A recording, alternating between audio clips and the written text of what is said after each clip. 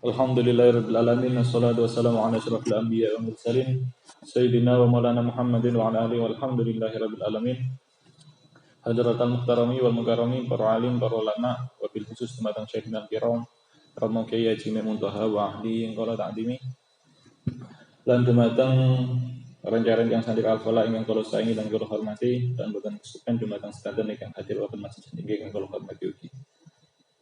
Dan di awal sangat mau kita nyasakan rasa syukur kita ngarsanipun Allah Subhanahu wa taala kalian wasan alhamdulillah dan mugi-mugi salat salam dari kunjutan ngarsanipun baginda Agung Nabi Muhammad sallallahu alaihi wasallam. Mugi-mugi berkepun rasa syukur kita lan salat takdim punika dadosaken kita dados kalanipun Allah Subhanahu wa taala ingkang senantiasa pikantuk hidayah maghfirah mananipun Allah lan keminaringan syafaatipun Rasulullah sallallahu alaihi wasallam ila yaumil kiamat. Amin amin Allahumma amin. Alhamdulillah kita saged kembali malih dengan rutinan nasihat. Ingkang pundi sakniki kesempatanipun jadwalipun ngaos kita beri salatul muawanah. Saderenge kita mulai ngaos monggo kita tonton niat kita rumiyin, kita niati kelan niat ingkang ikhlas dan mugi-mugi kita senantiasa dibinaran keikhlasan. Amin amin Allahumma amin. Saniki kita mlebet bab tentang memperbaiki hati.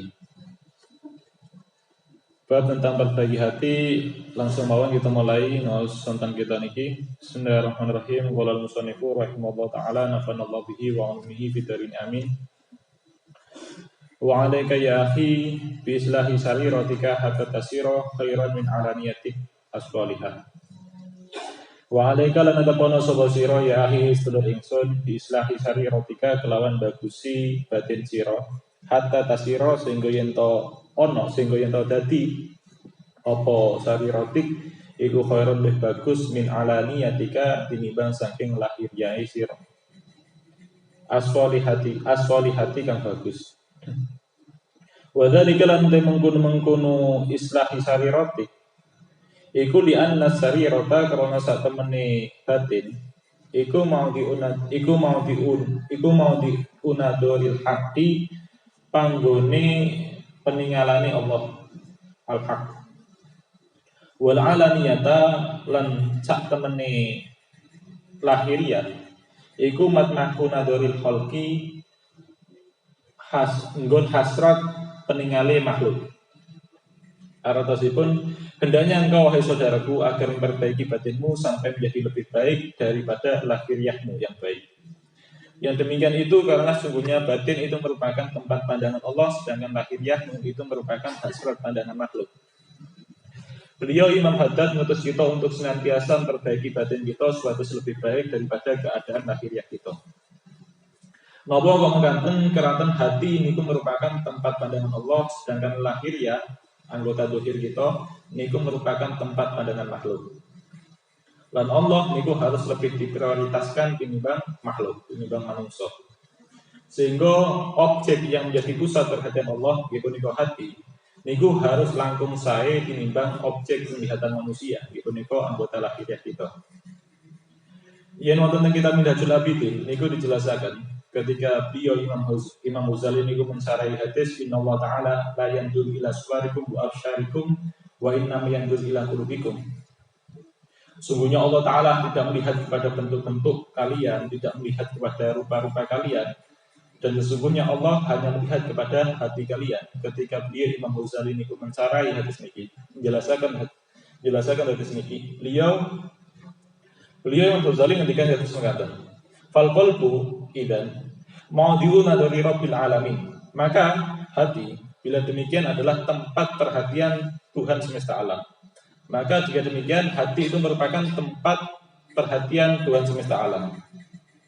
Faya ajaban mimman yahtamu biwajhihi, maka sungguh menakjubkan terhadap seseorang yang mementingkan wajahnya, alladzi huwa maudi'u nadari khalqi, yang mana wajah itu merupakan tempat penglihatan makhluk.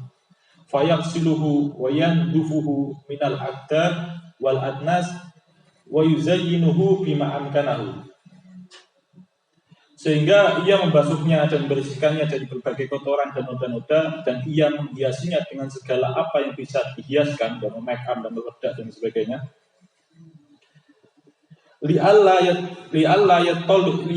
yatali'u makhlukun fihi ala aibin. Supaya tidak tampak oleh makhluk di wajahnya itu suatu cacat sedikit pun.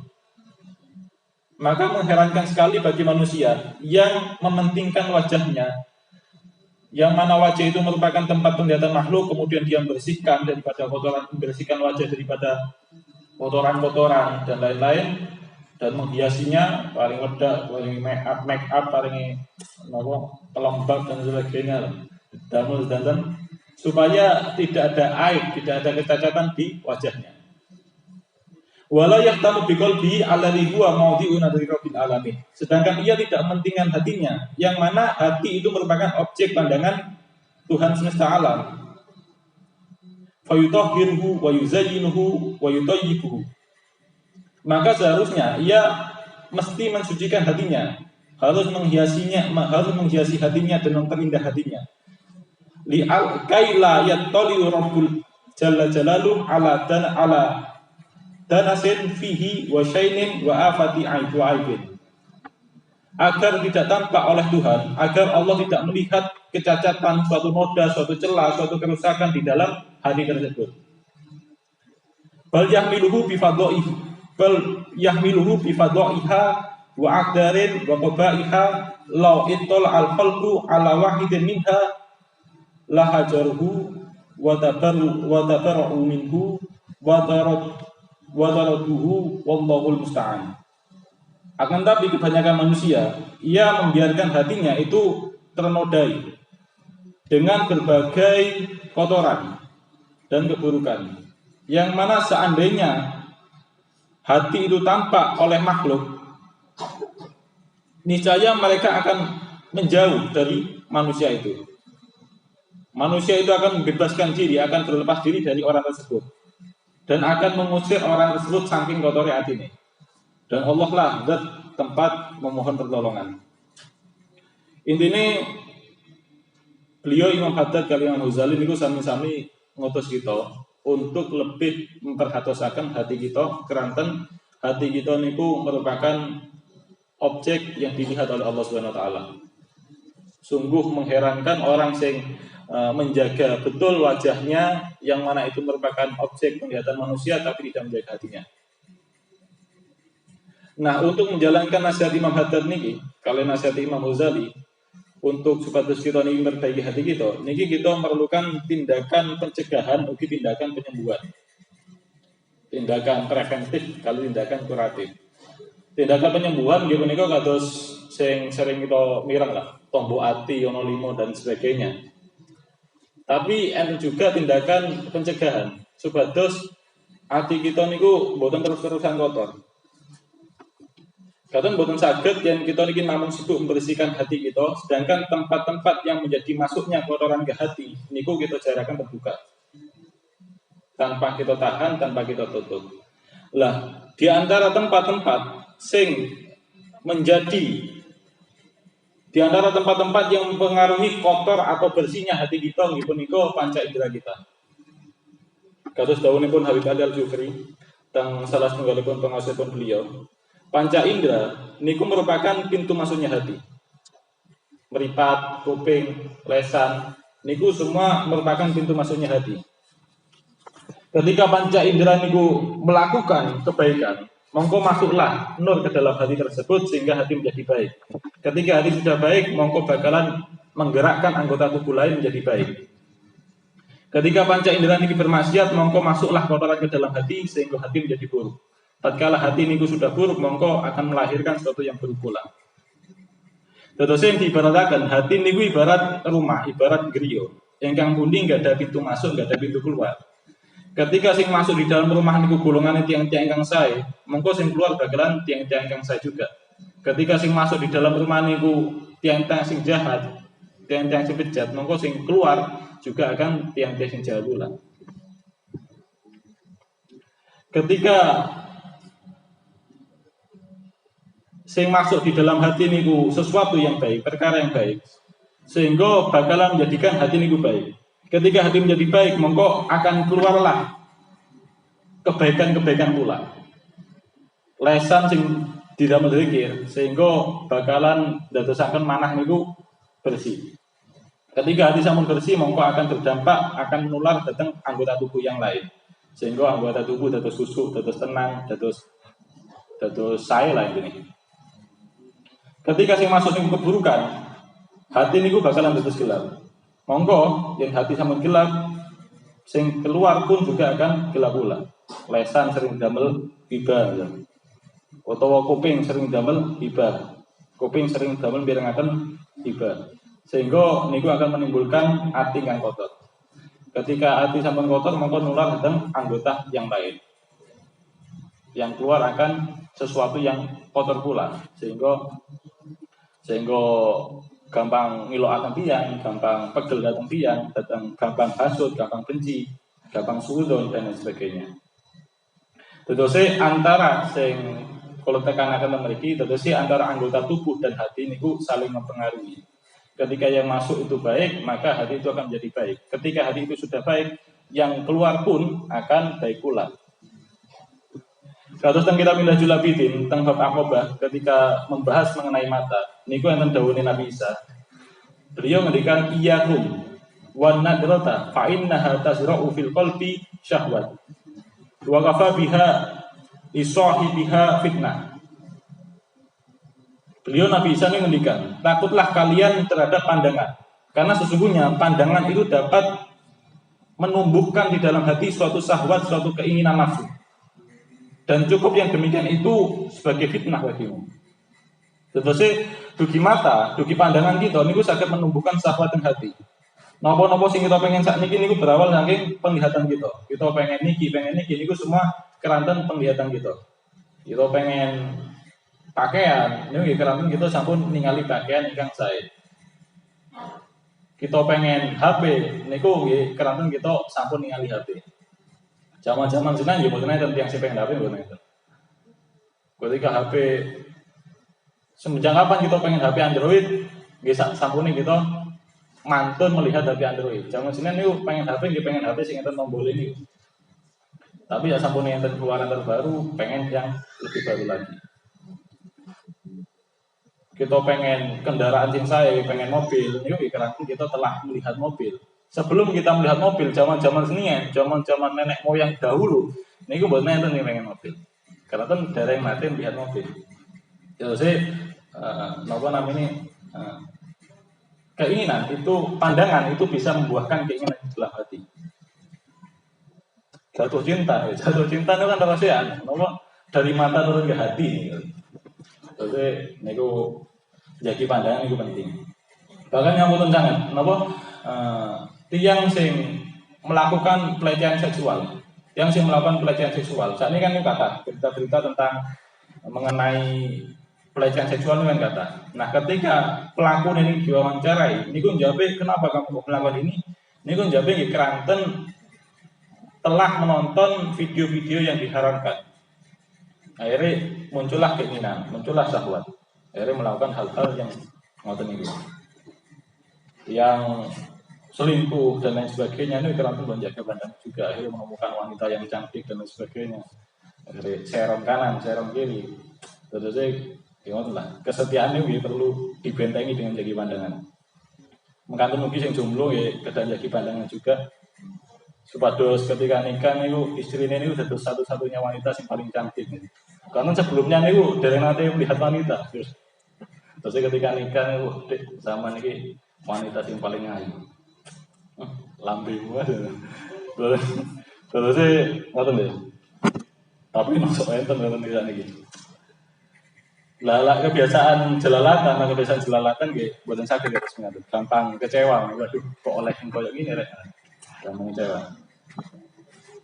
Nggih mengatakan ugi sing setri nggih mboten njagi pandangan niku mboten berlaku bagi wanita, bukan berlaku hanya bagi laki-laki saja tapi wanita juga. Menundukkan pandangan niku juga berlaku bagi wanita.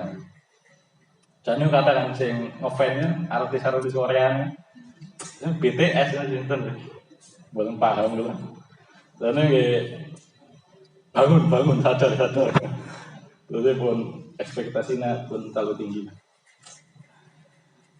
Jadi saya ini yang sampun nikah maupun sing dereng niku sami-sami kedah jagi pandangan. Keranten dugi pandangan niku lah muncul keinginan-keinginan. Yen sampun melihat sesuatu niku bakalan bekas teng mana. Bakalan bekas teng mana.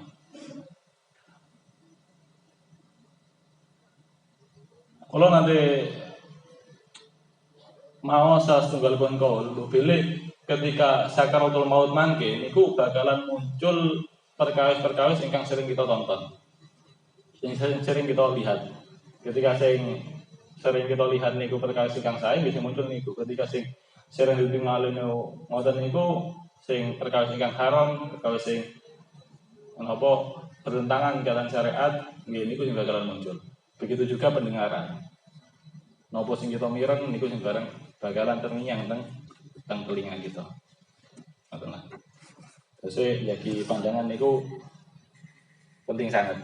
Terus jagi pandangan teng kitab Minhajul Abidin niku ugi saged dijelaskan saged membersihkan hati. Teng kitab Minhajul Abidin beliau Imam Ghazali ketika menjelaskan surat An-Nur ayat 3 Kullil mu'minina yahudduna min absarihim kullil mu'minina yahuddu min absarihim wa yahfadhu furujahum dzalika askalahum innallaha khabirun bima yasnaun. Katakanlah kepada orang laki-laki yang beriman, hendaknya mereka menahan pandangannya dan memelihara kemaluannya. Yang demikian itu adalah lebih suci bagi mereka. Sesungguhnya Allah Maha mengetahui apa yang mereka perbuat. Nah, kata dzalika askalahum dawuh Imam Ghazali niku isyarah bahwasane menundukkan pandangan niku saged membersihkan hati. Bahkan teng tafsir Ibnu Katsir surat An-Nur ayat 3 niki niku menjelaskan ketika seorang niku menundukkan pandangannya, ketika itu perkawis ingkang haram di depan mata tapi dia memilih untuk menundukkan pandangan, tidak melihat, mongko Allah akan membalasnya dengan kenikmatan ibadah. Dia niku akan diberikan kenikmatan angin ibadah dari Allah Subhanahu wa taala. Karena mata niku merupakan pintu masuk hati, mongko kita wajib yakini mencegah semaksimal mungkin supaya sebetulnya dimasuki kotoran, dimasuki perkara-perkara yang haram ingkang saged ngelapaken manah kita. Di antara perkawis ingkang saged ngelapaken pandangan yang dilarang kalih Allah nggih menika ningali sing haram, ningali sing dilarang kalih syariat, ningali sing ngoten niku lah, sing perkara ingkang haram ngoten niku ningali memandang manusia dengan pandangan remeh. Iki dengan pandangan menghinakan itu bisa menggelapkan hati. Maniku memandang dunia dengan takjub, dengan kagum, sehingga sampai supi datang Allah Subhanahu wa taala ini bisa menggelapkan hati. Terus ya sebaliknya, sing sakit menjernihkan hati kados maos Quran, memandang wajah yang soleh, ini juga sakit membersihkan hati, sakit memberikan dampak positif dalam hati. Karena kan itu kita kedah menjaga mata kita, bukan namun mata, tapi semua panca indera kita, kerana itu merupakan pintu masuknya hati, pintu masuknya kotoran dan pintu masuknya nur ke dalam hati. Pun ngantos panca indera niku sing mlebet niku kotorane, tapi usahakan sing mlebet niku hal-hal yang positif sehingga sakit bersihkan hati. Maka niku wa dzakarallahu ta'ala asir wal alan fi kitabi illa wa qada'a bi dzikri sir. Wa ma dzakarolan orang nutur sinten Allah Gusti Allah taala halimulur sinten Allah asira ing lafaz sir wal alan lan lafaz alan fi kitabi ing dalam kitab Allah illa wa qada'a kejaba ngawiti sinten Allah bi dzikri siri kelawan nutur lafaz sir. Dan di dalam Allah menuturkan kata sir dan kata alam di dalam kitabnya kecuali Allah pasti mengawalinya dengan menuturkan kata sir terlebih dahulu. Tatkala Allah menuturkan di dalam kitabnya lafaz kata sir dan kata alam, kata batin dan kata lahiriah, maka Allah pasti mengawalinya dengan kata batin. Ini menunjukkan bahwasannya batin itu langsung utama dibanding lahiriah kita.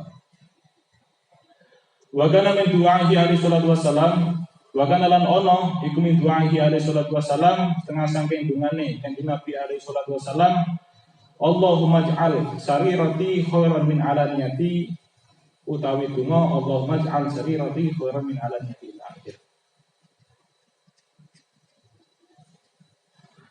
Allahumma ya Allah ij'al mugi kersa ndadosaken sinten panjenengan sari roti ing batin ingsun khairan ingkang bagus min alaniyati tinimbang saking lahiriah ingsun. Waj'al lan mugi kersa ndadosaken sinten panjenengan alaniyati ing lahiriah ingsun solihatan ing bagus ingkang bagus. Wa mata soluhat lan tatkalane bagus apa sariratu batin. Soluhat mengko bagus apa alaniyatu lahiriah kita. La mahalata halim mesti. Fa in adhiro mongko sak temene dohir abadan ing dalam salawase iku yakunu ana apa dohir iku tabian anut bil batini maring batin. Solahan ing dalam baguse wa fasatan ing dalam rusake. Di antara dungane Kanjeng Nabi punika Allahumma ja'al sarirati khairan min alaniyati wa ja'al alaniyati sholihah. Ya Allah, jadikanlah batinku lebih baik daripada lahiriahku dan jadikanlah anggota lahiriahku itu baik. Selama batin niku sudah baik, mongko lahiriah pun niku pasti baik. Karena anggota dohir itu selamanya mengikuti batin dalam hal baik dan buruknya. Yang jauh Imam Ghazali, innal qalba malikun muta'un wa ra'isun muttaba'un. Fal a'dha kulluha taba'un. Sesungguhnya hati itu raja yang dipatuhi dan pemimpin yang diikuti. Anggota-anggota tubuh seluruhnya itu adalah pengikut daripada hati ini.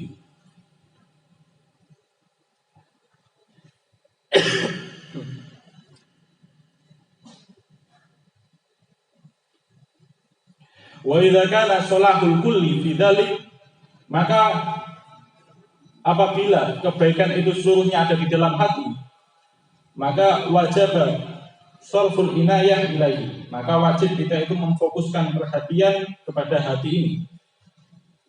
Tentu saja hati ini merupakan pokok dari segala-galanya, kerantan hati ini merupakan pokok segala-galanya, maka wajib bagi kita untuk memberikan perhatian khusus datang hati kita.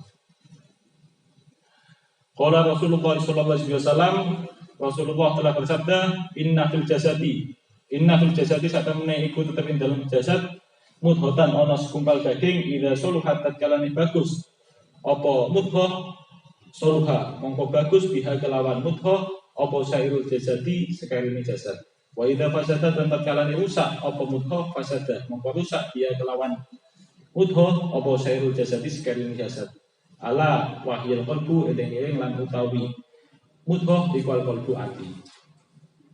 Sesungguhnya di dalam tubuh terdapat segumpal daging, apabila ia baik maka seluruh tubuh pun baik, dan bila rusak maka rusak pula lah seluruh tubuh. Ketahuilah bahwa segumpal daging ini adalah hati. Hadis niki niku sedase panjang, niki diratakan dening Imam Bukhari kali Imam Muslim.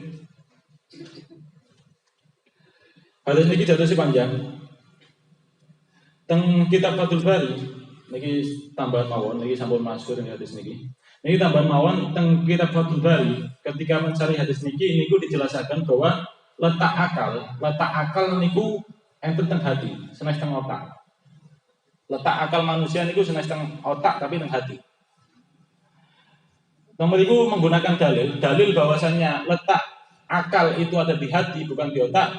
Nomor itu menggunakan dalil surat Hajj ayat 46.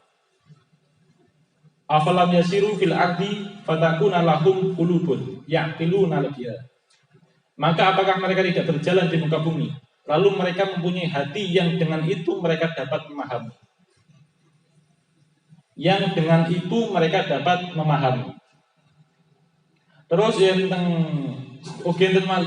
tentang sarah Imam Nawawi, sarah Sahih Muslim niku menjelaskan hal yang sama bahwa letak akal itu ada di dalam hati. Tapi teman itu dijelaskan enten ulama lain yang berpendapat letak akal itu di otak. Di antara dalil-dalil yang menunjukkan letak akal itu ada di hati niku kados kala wau surat Hajj ayat 46. Afalam yasiru fil ardi fatakuna lahum qulubun ya'qiluna biha. Maka apakah mereka tidak berjalan di muka bumi lalu mereka mempunyai hati yang dengan hati tersebut mereka dapat memahami. Dengan hati tersebut mereka dapat memahami. Berarti letak akal ada di situ. Kali surat Qaf ayat 37. Inna fi dzalika la dzikru liman kana lahu qalbun. Sesungguhnya pada yang demikian itu benar-benar terdapat peringatan bagi orang-orang yang mempunyai akal. Yang demikian itu benar-benar terdapat peringatan bagi orang yang mempunyai akal. Nah, ulama tafsir niku jelasaken, napa teng lafat niku kok damel kolbun, kok cenah damel akal. Dijelasaken teng mriku disebut damel kata kolbun, keranten kolbun itu merupakan tempatnya hati. Keranten kolbun itu merupakan tempatnya akal, sehingga teng mriku damel lafat kolbun. Niku wonten teng kitab Fathul Bari. Wonten niku dijelasaken 25 menit. Belum dijelaskan Bismillahirrahmanirrahim. Dijelaskan. Wa'lam anna man idda'a anna lahu sariratan amiratan wa kana qad khariba ala niyatuhu bitarki ta'at ad-dhahirati fa huwa mudda'in kadzdzab. Dan ketahuilah barang siapa mengaku bahwa sesungguhnya hatinya penuh dengan amal kebaikan, sedangkan lahiriahnya itu bobrok, sebab meninggalkan ketaatan-ketaatan yang dohir, maka orang yang demikian ini adalah orang yang mengaku-ngaku sekaligus sebagai orang yang pembohong. Wa man ijtahada fi islahi alaniyatihi bi tahsini zayyihi wa hayatihi wa taqwimi lisanihi wa wazni harakatihi fi qu'udihi wa qiyamihi wa mahyihi wa taraka batinahu maskunan bi ubaihil akhlaq wa radha'il attiba' fahuwa min ahli tasannuh wa riya' al-mu'ridina 'anil maula. Dan barang siapa bersungguh-sungguh di dalam memperbaiki lahiriahnya dengan memperindah pakaiannya, penampilannya, dan mengevaluasi gerak-gerik lisannya, menimbang gerak-geriknya di dalam duduk, berdiri, dan berjalannya, sedangkan dia meninggalkan batinnya dalam keadaan dipenuhi akhlak-akhlak yang buruk dan watak-watak yang kotor, maka dia termasuk golongan orang yang berpura-pura, orang yang tasonok, orang yang berpura-pura baik, dan orang yang riya, juga orang yang berpaling daripada Tuhannya. Sinten tiyang ingkang sibuk memperbaiki lahiriah dengan perbaiki pakaian, damel pakaian ustad, damel gamis, songkoan, damel surban. Ngoten niku gerak-gerik diatur, carane lenggah diatur, carane berjalan diatur, lah melampah kada tegak, kerjane sane ketinggal wibawa dan sebagainya. Pokok sibuk memperindah anggota lahiriah, tapi dalam urusan hati dia mboten peduli, membiarkan batinnya diisi kalian akhlak-akhlak lan watak-watak sing buruk. Tiang macamnya tenigilah tiang ingkang rasono, tiang sing pura-pura baik, tiang sing riya, lan tiang ingkang berpaling saking Allah Subhanahu wa taala. Nawa tiang macamnya ini diarani sebagai tiang sing riya. Kanten riya niku kathah carane terus tiang riya niku kathah. Ini wonten kitab Arba'in Usuluddin niku dijelaskan bahwa setidaknya riya niku enten 6 objek yang bisa didamel riya. Dan mereka dijelaskan saged riya niku dengan badan. Riya niku saged dengan badan. Dan mereka digambarkan kata dene tiyang niku menampakkan badannya sing kurus. Badannya kuru niku diketok-ketokno supaya dianggap sebagai tiyang ahli qiyamul lail. Wah, aku ahli mulai bengi. Terus riya niku boten kali badan sing keker kali sispek mawon. Tapi badan sing kurus ini saged digunakan sebagai riya. Supados dianggap sebagai tiyang sing ahli mulai ahli kosong. Tapi kata saya lah, sama saat ini awake guru ini malah dua jelek. Nunjukkan hal ini, nunjukkan dicontohkan malah ini nunjukkan bibir sing kering, seperti diarani, nawa, yang sing ahli kosong, bibir kering, pecah-pecah ini ditunjukkan. Misalnya dianggap sebagai yang sing ahli kosong, badan di panas dalam. Makanya itu sakit malah yang kali tingkah laku. Gak ada contoh ini, contohnya gak ada yang disebutkan beri selalu menimbang gerak-gerik supaya keresannya dianggap tiang sing kusuk, sering memejamkan lipat supaya dianggap tiang sing ahli mujahadah, ahli tafakur. Atau niku yang malah riak niku dengan pakaian ustad supaya dianggap sebagai tiang ahli, damel gamis dan surban, damel pakaian ngoten niku lah, pakaian Islam. Tujuannya niku seneng tiba kanjeng Nabi tapi sepatu pengen dianggap sebagai ustad. Itu gitu termasuk dia. Mungkin damel pakaian compang nyampe, beda-beda. Sepatu dianggap sebagai yang zuhud. Yang gitu masuk riya. Betul malah riya dengan ucapan, lah ngomong nih dilirik-lirik no bisa-bisa no nih ya riya. Ngoten niku wonten malah riya perbuatan niku lak salat dangu lak pas enten kata tiang tapi lagi ambaan cepet-cepet nggih riya. Ngoten niku kan riya kali banyaknya pengikut, banyaknya santri. Katalah macam-macam riya. Tapi ngoten niku nggih damel ngoreksi awak kita lah. Mumpun damel menghakimi orang lain.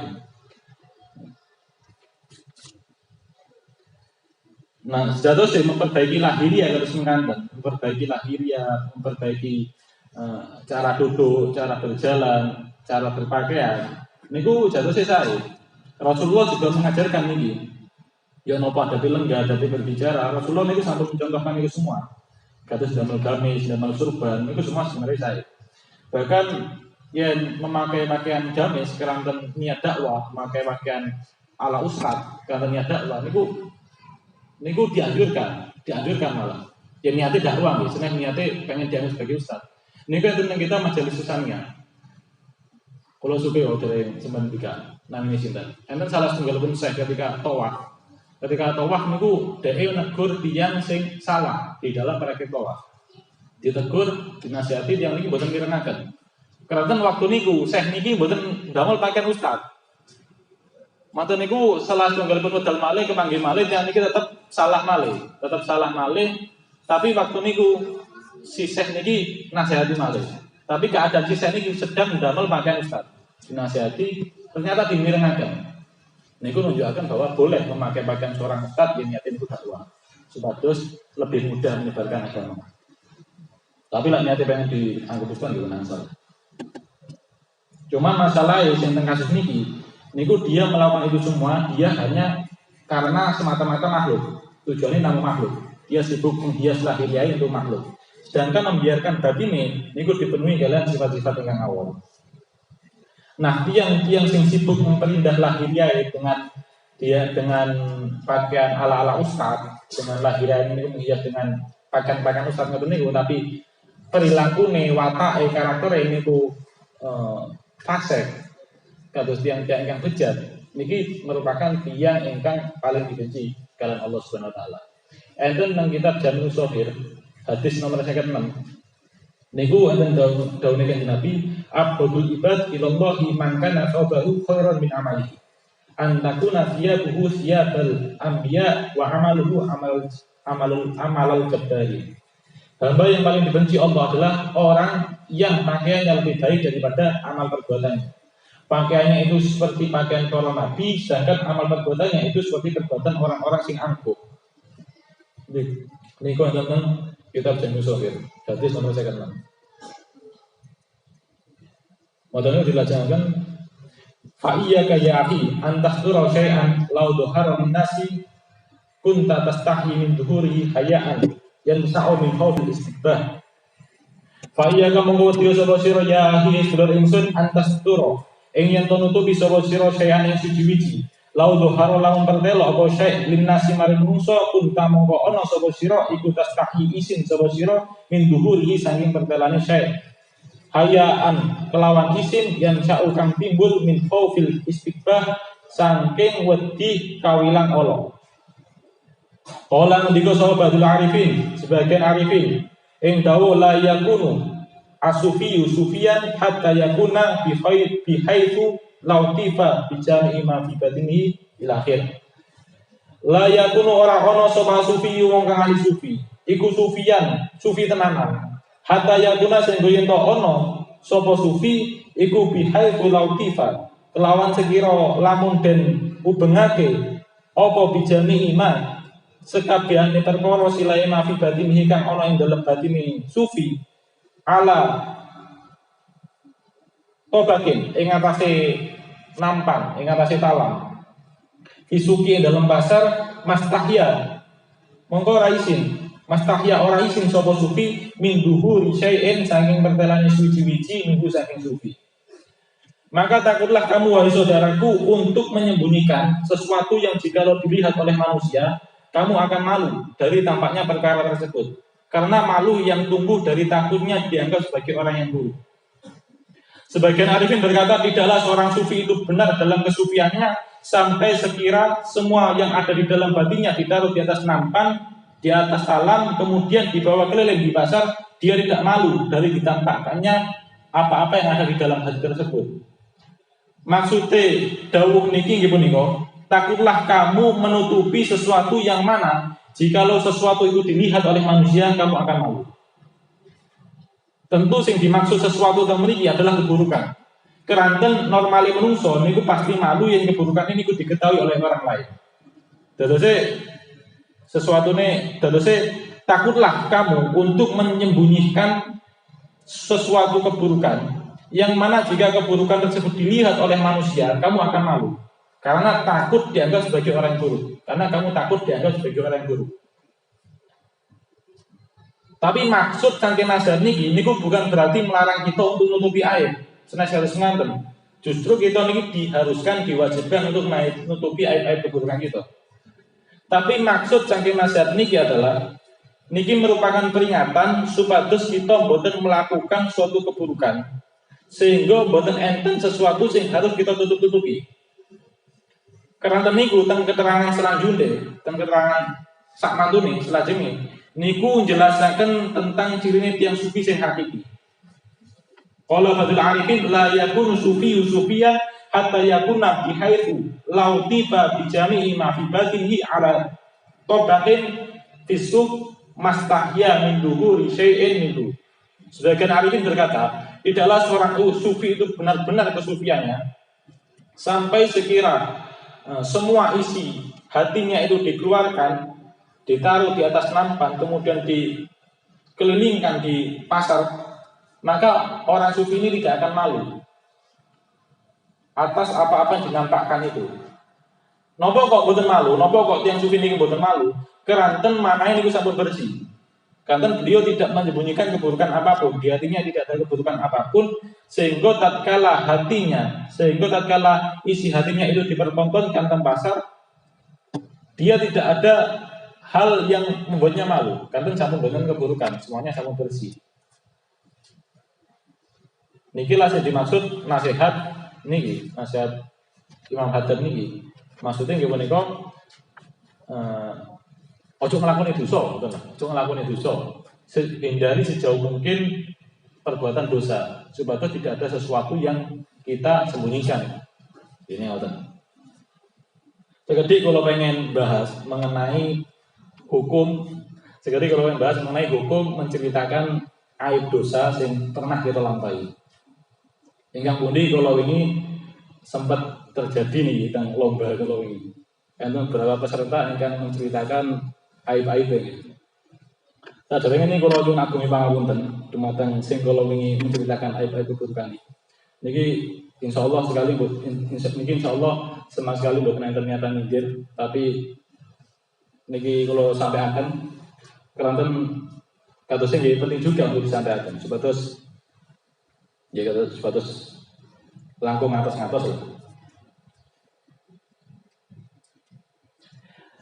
Hukum saking menceritakan aib keburukan, menceritakan dosa-dosa sing ate kita lampahi, keburukan-keburukan khususnya sing bertentangan kalian syariat. Nyeriusaken dosa-dosa sing pernah kita lakukan di masa lalu, niku haram, boten angsal. Niku termasuk kufur nikmat. Teng ihya teng bab tobat ya. Teng ihya teng bab tobat dijelaskan bahwa sinten tiyang ingkang buka keburukan tiyang niku sampun kufur nikmat. Li'anna niki teng kitab ihya bab tobat. Li'anna min sifatillahi wa ni'amihi annahu yudhiruhu al-jamil wa yasturul qabiha wa la yahtiku sitra. Karena sesungguhnya sebagian daripada sifat-sifat Allah dan kenikmatan-kenikmatan Allah adalah sesungguhnya Allah itu menampakkan yang baik-baik saja dan menutupi yang buruk-buruk. Wala yahtiku sitra, dan Allah tidak merusak tutup keburukan tersebut. Fal idharu kufranun lihadhihi ni'mah. Maka tatkala seorang itu menampakkan keburukannya, saya niku saya niku dengan bercerita maupun dengan terang-terangan maupun kemaksiatan, maka ini merupakan kufur nikmat. Keranten satir tutup atas dosa-dosa sing nanti kita lampahi niku merupakan salah setunggalipun nikmat ingkang Allah berikan dhateng kita. Lantaran Allah nutupi dosa-dosa kita saged kempal sesarangan ngeten iki. Saged saling senyum, saged saling bantu, saged saling rukun, saged saling tolong-menolong, saged saling ngopo. Niku keranten enten tutup keburukan yang Allah berikan datang masing-masing di antara kita. Andaikan semua keburukan kita ini mboten ditutup kalian Allah, dibuka sedanten kalian Allah. Kerentek hati kita dibuka, masa lalu kita dibuka, dosa-dosa yang kita lampahi dibuka. Sedanten satu sama lain di antara kita saling mengetahui dosa satu sama yang lain. Mongko mboten bakalan kita terjadi saling sapa, saling senyum, saling tolong-menolong, mboten bakalan kita terjadi. Bakalan saling menjauh, saling musuhan, saling caci maki, saling ngoten niku lah, saling benci. Wong kita mau semerep titik saking aib kanca kita mau sampe benci, malah semerep danten. Tidak ada percintaan yang begitu. Terus tutup yang Allah berikan terhadap dosa-dosa kita ini merupakan nikmat. Nah, ketika seseorang itu sampun ditutupi aib keburukan karena Allah, tapi kok malah dibuka kali dirinya sendiri, berarti tiang ini sampun kufur nikmat. Karena tiang ini sampun membuang nikmatipun Allah Subhanahu wa taala. Sampun diparingi pakaian lho kok dibuang pakaiane. Berarti tiang ini sampun menyanyiakan nikmatipun Allah Subhanahu wa taala. Lan membuka aib diri sendiri, aib dosa-dosa kita, sing nanti kita lampahi, niku bahaya sangat. Bahaya berdampak buruk dalam diri sendiri, ugi dalam orang lain. Bahaya bagi diri sendiri, bahaya yang menimpa diri sendiri, nggih punika tiyang niki terancam boten angsal pengampunan. Kados dawuhipun Kanjeng Nabi, niki hadis muttafaqun alaih, hadis sahih Bukhari Muslim. Lan niki nggih sampun masyhur lah hadis niki. Kullu ummati mu'afan ilal mujahirin. Semua umat itu mendapatkan pengampunan. Semua umat itu dimaafkan, diampuni kecuali mujahirin, yaitu orang yang terang-terangan bermaksiat. Wa inna munal mujaharati ayya'mala rajulu billaili amalan. Dan di antara orang yang menampakkan keburukannya, termasuk orang mujahirin, adalah orang yang melakukan suatu perbuatan pada malam hari, suatu perbuatan dosa di malam hari. Summa yusbiha waqad satarakullahu alaihi. Kemudian Allah telah menutupi aib keburukan tersebut. Ketika masuk waktu pagi, fayaqul.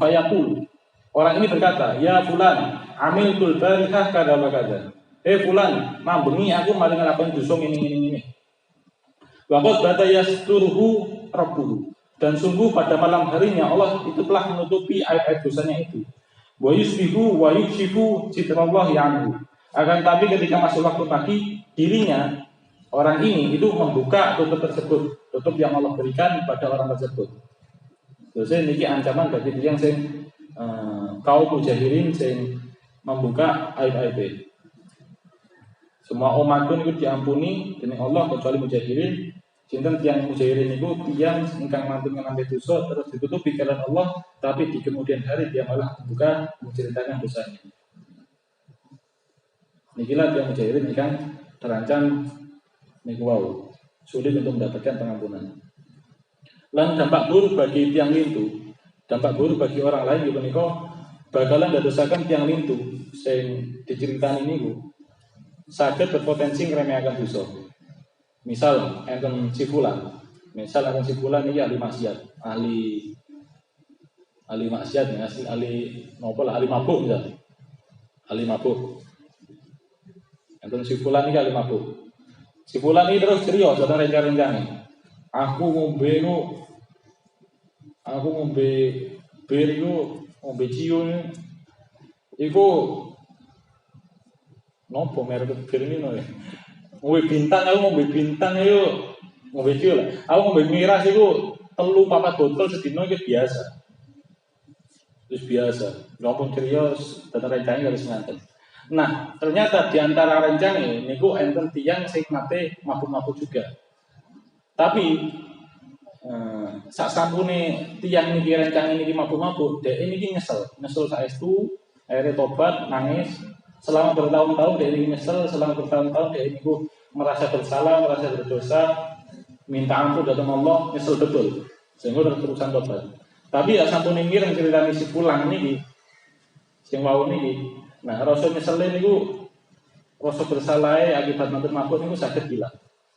Keranten menganggap niku hal sing biasa, hal sing wajar tibake itu aku kok, tibake akeh. Tunggale sing nglakoni dosa ya aku. Terus dengan menceritakan terus nganten niku saged menghilangkan penyesalan yang ada pada diri orang lain. Utawi misal di antara rencangannya kan pengen mabuk-mabukan. Tapi dhek niki mboten wantun nglaksanakaken niku keranten lebih dosa. Wedi neraka, wedi dosa, wedi siksa. Tapi gara-gara mirengaken kisah si fulan niki, akhirnya rasa takut niku hilang. Oh, tibake yo enek kancane sing kok ngene. Tibake yo enek barenge cara mlebu neraka yo enek barenge. Dadi enten rasa takut yang membentengi dia untuk melakukan hal tersebut niku hilang gara-gara telah mendengar cerita rencangan ini. Terus bahaya sangat. Utawi enten rencangan sing mboten pengen, mboten nate nglampahi, mboten pengen. Tapi gara-gara niku ning ngoten saged ugi penasaran. Akhire niku dikhawatirkan kados ngoten. Karena niku keterangan pilih menceritakan aib dosa sing nate kita lampahi niku merupakan bentuk kufur nikmat. Niku teng kitab Ihya enten teng kitab Taubat bab mengenai bayanu ma tu'adimu bihi as-suhair minadunub. Penjelasan tentang perkara-perkara yang menyebabkan dosa itu menjadi dosa besar, dosa kecil menjadi dosa besar. Karena ketika kita melampaui maksiat, niku sampun dosa. Kemudian dengan kita nyeritakan dosa niku nambah malih dosa. Karena kita sampun merusak nikmat satir sing Allah berikan datang kita. Nah, terus bagi orang sing mirengaken cira sito yang ngantos enten salah tunggalipun tiyang sing mirengaken cira niki niku mendapatkan dampak buruk sing asalnya nyesel mati ngelampaui dosa yang sama terus hilang penyesalan dipayu itu aku tok. Dibayar sing luwih parah. Lalu sing asline sak beniten tobat selama sekian tahun dia tobat. Mboten tobat malih kan manggap tibake ana sing luwih parah.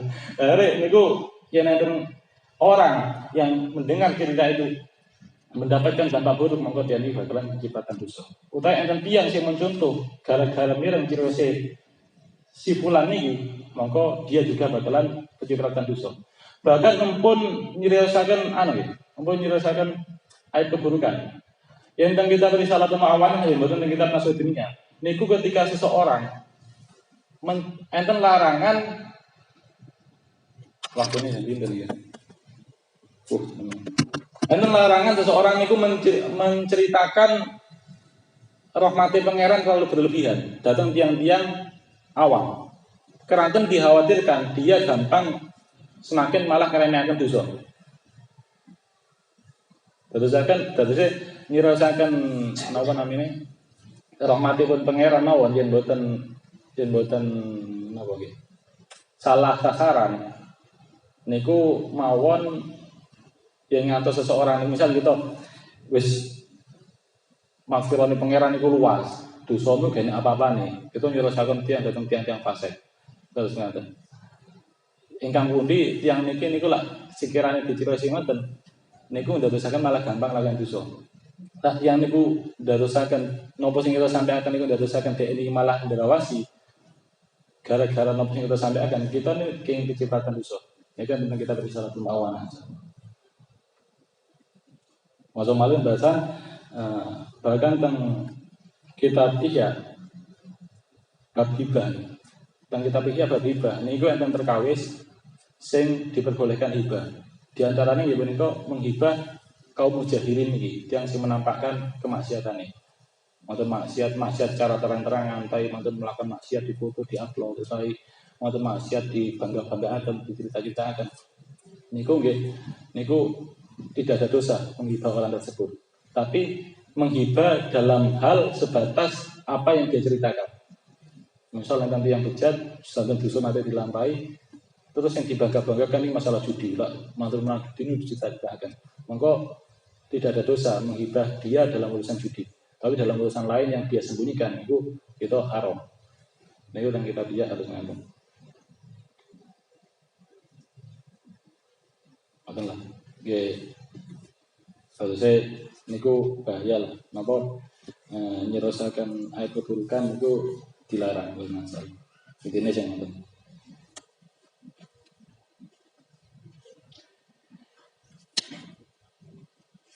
Bahkan teng kitab Gifadul Atiyah ini kan salah satu hadis inna man satarallahu alaihi di dunya dzamban satarallahu alaihi fil akhirah. Sesungguhnya barang siapa seorang itu ditutupi aib keburukannya di dunia, maka niscaya Allah akan menutupi aib keburukannya di akhirat kelak. Terus usahakan kita menutupi aib keburukan kita semaksimal mungkin di dunia dengan harapan Allah akan menutupi aib keburukan kita di akhirat kelak. Kata penjelasan mengenai ini pentingnya menutupi aib keburukan kita, larangan untuk menceritakan aib keburukan kita niku pada teman-teman. Iya kan? Terus dilajengaken fa'il lam takdir an taj'ala sarirataka khairan min alaniyatika fala aqala min an tusawwiya bainahuma fayakunu imtithaluka li amrillahi wa istinabuka linahyihi wa ta'dimuka li hurmatihi wa musara'atuka fi mardatihi fil khalaq wal mala ala haddin sawa'id. Maka jikalau kamu tidak mampu menjadikan batinmu lebih baik daripada lahiriahmu, maka minimal kamu menyamakan di antara keduanya. Batin saya, lahiriahnya saya. Maka ketaatanmu terhadap perintah Allah, menjauhimu terhadap larangan Allah, pengagunganmu terhadap apa-apa yang dimuliakan Allah, dan bersegeramu dalam mencari ridho Allah di saat sepi maupun ramai berada pada batasan yang sama. Anjuran pertama ini memperbaiki hati sebatas lebih baik daripada anggota lahiriah kita. Tapi yang belum saged memperbaiki hati lebih baik daripada lahiriah kita, mongko ingin itu sama baiknya. Lahiriah ini saya, batin ini saya. Lan ciri-ciri yang batin dan lahiriah niku seseorang, ciri-ciri batin kali lahiriahnya seseorang itu berada pada derajat yang sama. Ibu kan ciri-ciri ini ketaatan dan menjauhinya daripada kemaksiatan. Baik dikala sepi maupun dikala ramai niku berada pada batasan yang sama.